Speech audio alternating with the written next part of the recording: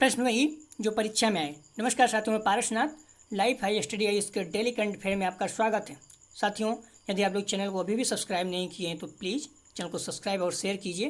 Video को like जरूर किया करें, इससे हमें मोटिवेशन मिलता है। आइए देखते हैं आज का पहला प्रश्न। आर्मी 2021 का आयोजन किस देश में किया जा रहा है? ए भारत, बी इजराइल, सी रूस, डी यूएसए। साथियों, इसका सही जवाब है सी रूस। अंतर्राष्ट्रीय सैन्य तकनीकी फोरम आर्मी 2021 मास्को क्षेत्र में आयोजित किया जा रहा है, जिसके कारण चर्चा में है। डीआरडीओ 22 से 28 अगस्त तक मास्को के कुबिंका में अंतर्राष्ट्रीय सैन्य तकनीकी फोरम आर्मी 2021 में भाग ले रहा है। अगला प्रश्न है, हाल ही में किस संगठन ने 34 उपग्रहों को लॉन्च किया है? ए वनवेव, बी नासा, सी स्पेसएक्स, डी इसरो। साथियों, इसका सही जवाब है ए वनवेव। भारतीय समूह समर्थित वनवेव ने निम्न पृथ्वी की कक्षा में 34 उपग्रहों को लॉन्च की पुष्टि की है, जिसके कारण चर्चा में है। यह लॉन्च वनवेव के 5 to 50 मिशन की सफलतापूर्वक पूरा होने के बाद हुआ है। इस लॉन्च के साथ वनवेव के कुल उपग्रहों की संख्या 288 हो गई है। ये वनवेव के 648 उपग्रहों बेड़े का हिस्सा होंगे, जो उच्च गति, कम विलंबता, वैश्विक कनेक्टिविटी प्रदान करेंगे। अगला प्रश्न है, किस बैंक ने जर्मनी में अध्ययन करने के इच्छुक छात्रों के लिए एक डिजिटल और इंस्टेंट ब्लॉक्ड अकाउंट शुरू किया है? A Citi bank, B ICICI bank Germany, C SBI bank, D इनमें से कोई नहीं। साथियों, इसका सही जवाब है B ICICI bank Germany. ICICI bank Germany ने जर्मनी में अध्ययन करने के लिए इच्छुक छात्रों के लिए एक डिजिटल और इंस्टेंट ब्लॉक अकाउंट शुरू करने की घोषणा की है, जिसके कारण चर्चा में है। एक ब्लॉक अकाउंट यह ब्लॉक अकाउंट एक विशेष प्रकार का खाता है, जिसमें छात्रों को बैलेंस कन्फर्मेशन सर्टिफिकेट प्राप्त करने के लिए एक निश्चित राशि रखने की आवश्यकता होती है। जर्मनी में छात्र वीजा प्राप्त करने के लिए यह खाता अनिवार्य है। अगला प्रश्न है, महत्वपूर्ण है, हाल ही में चर्चा में रहे नंदी हिल्स किस राज्य में स्थित है? ये प्रश्न पूछा जा सकता था, आप लोगों को लगेगा ये प्रश्न ज्योग्राफी का है, लेकिन करंट में है, इसलिए पूछा गया है, क्योंकि आप यहाँ बहुत ज़्यादा भी बारिश के कारण समस्याएं आ रही हैं। हाल ही में चर्चा में रही नंदी हिल्स किस राज्य में स्थित है? ए केरल, बी तमिलनाडु, सी कर्नाटक, डी आंध्र प्रदेश। साथियों, इसका सही जवाब है सी कर्नाटक राज्य में। हाल ही में कर्नाटक के चिक्कबल्लापुर में जिले के नंदी पहाड़ियों में भूस्खलन की घटना दर्ज की गई है, जिसके कारण चर्चा में है। नंदी पहाड़ियों को नंदी दुर्ग भी कहा जाता है, ध्यान रखना, नंदी दुर्ग भी पूछ सकता है किस राज्य में है या नंदी पहाड़ियाँ। दक्षिण भारत में प्रवाहित होने वाली प्रमुख नदियाँ उत्तरी पलार, दक्षिणी पेन्नार, चित्रावती, अर्कावती, पापघनी, ये सारी नदियाँ उद्गल स्थल यहीं पहाड़ी से है, यहीं पहाड़ी से निकलती हैं, ध्यान रखना। इन पहाड़ियों पर भगवान शिव को समर्पित 2 प्राचीन मंदिर स्थित हैं, जिनमें से योग नंदीश्वर मंदिर का निर्माण किस शैली में? चोल शैली में हुआ है, चोल शैली वास्तुकला में किया गया है। वही भोग नंदीश्वर मंदिर जो 9वीं शताब्दी ईसा पूर्व में बना था, नंदी पहाड़ी के पास स्थित गांव नंदी ग्राम में स्थित है। अगला प्रश्न है, हाल ही में किस राज्य केंद्र शासित प्रदेश ने कोविड-19 महामारी से गंभीर रूप से प्रभावित लोगों को सहायता प्रदान करने के लिए कोविड-19 अफेक्टेड लाइवलीहुड सपोर्ट स्कीम शुरू की है? महत्वपूर्ण प्रश्न है। ए मणिपुर, बी दिल्ली, सी सिक्किम, डी यूपी। साथियों, इसका सही जवाब है ए मणिपुर। मणिपुर के मुख्यमंत्री एन बीरेन सिंह, ध्यान रखना, वनडे एग्जाम में पूछा सकता है, तो मणिपुर के मुख्यमंत्री कौन है? एन बीरेन सिंह।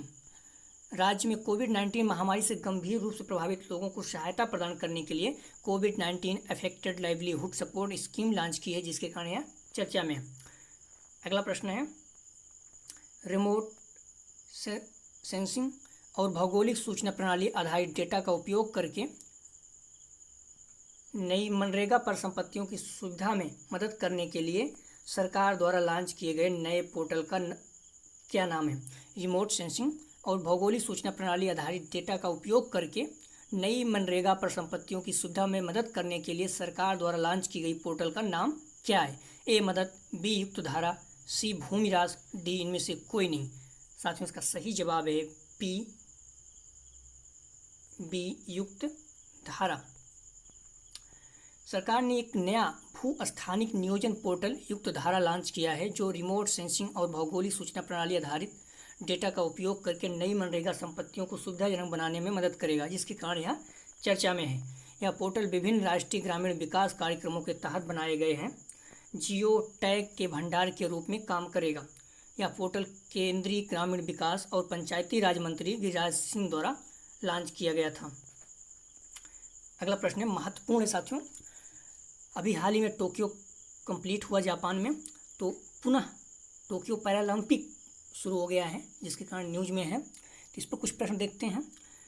ये 16वां है। 16वें टोक्यो पैरालंपिक 2021 में किसको भारतीय दल के ध्वजवाहक के लिए नामित किया गया है? 16वें टोक्यो पैरालंपिक 2021 में किसको भारतीय दल के ध्वजवाहक के लिए नामित किया गया है? सेम प्रश्न यूपी ट्रिपल एस सी पेट 2021 के सेकंड मीटिंग में आया हुआ था। तो देखते हैं। ए टेकचंद, बी देवेंद्र झाझरिया, सी कसिक लाकड़ा, डी मयप्पन थंगावेलु। साथियों इसका सही जवाब है ए टेकचंद। एग्जाम में जो प्रश्न आया हुआ था वहाँ पर टेकचंद नहीं था, मरियप्पन थंगावेलु था। तो मरियप्पन थंगावेलु सही हुआ था, क्योंकि शुरू में मरियप्पन थंगावेलु को चुना गया था, लेकिन इन्हें प्रॉब्लम होने के कारण अब टेकचंद को बनाया गया है ध्वजवाहक के लिए। तो अगर टेकचंद रहेगा तो टेकचंद सही होगा, नहीं रहेगा तो फिर मरियप्पन थंगावेलु। इसलिए वहाँ एग्जाम में यहाँ कोई और नाम था, यहाँ पर मरियप्पन थंगावेलु था, तो मरियप्पन थंगावेलु सही था। अगला प्रश्न देखते हैं। 16वें टोक्यो पैरालंपिक खेल 2021 किस देश में आयोजित किया जा रहा है? A Japan, B Britain, C France, D चीन। साथियों इसका सही जवाब है ए जापान, क्योंकि टोक्यो जापान में है तो जापान में होगा। लेकिन प्रश्न बनेगा तो हो सकता है टोक्यो हटा दें, 16वां पैरालंपिक पूछ ले सिर्फ, तो जापान में ध्यान रखिएगा आप लोग।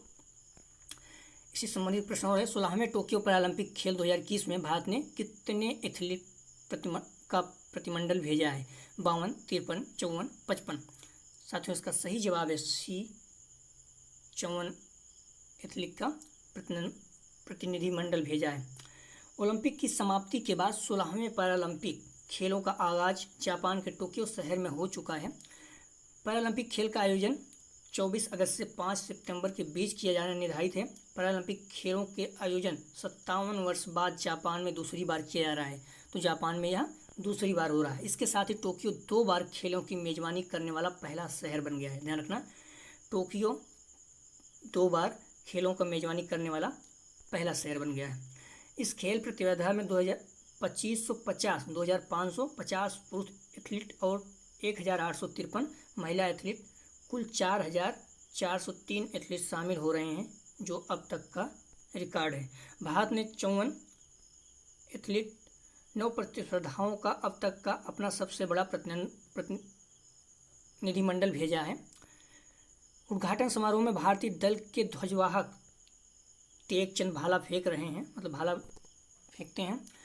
टेकचंद को रियो 2016 के स्वर्ण पदक विजेता मरियप्पन थंगावेलु की जगह पर ध्वजवाहक बनाया गया है। ये क्वारंटाइन में है इसलिए।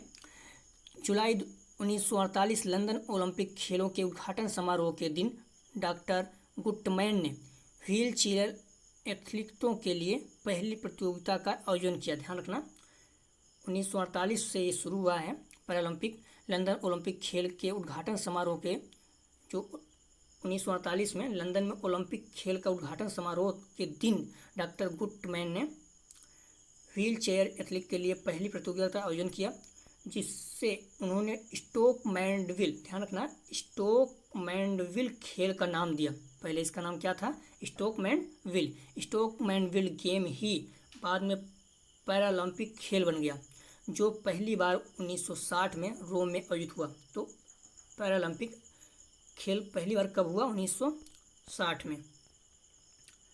अगला प्रश्न है, हाल ही में चर्चा में रहे निम्नलिखित कथनों पर विचार कीजिए। National thermal power corporation limited विद्युत मंत्रालय के तहत एक केंद्रीय सार्वजनिक क्षेत्र का उपक्रम है।